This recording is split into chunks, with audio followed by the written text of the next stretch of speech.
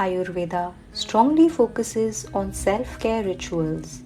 So today, I would like to take you through my weekly regime.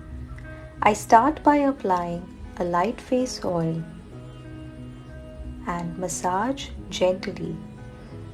It boosts the blood circulation in the skin. Next, I take a light steam. It activates the skin cells and prepares for detox.